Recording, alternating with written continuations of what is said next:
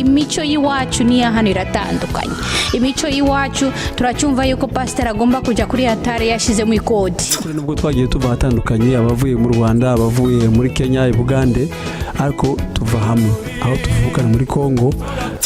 Twaje hano twisanga muri kino gihugu nyine dusanga bafite imico itandukanye niyo dufite, ariko ngiye cyo navugaho cyane kandi sinanagitindaho kubera ko ngiye icyo mvuga ndavuga ngo buri wese umutima we afite imyemerere yiwe n'icyo yumva umutima we n'icyo yamenye, kuko abantu bose iyo umuntu wese akigera muri kino gihugu yaba ari icumweru cya mbere cyangwa ukwezi kwa mbere cyangwa ndibaza ko akenshi usanga ari nk'umwaka wose buri gutangara gusa uvuga ngo se kubera ikibazo bakora bino bintu.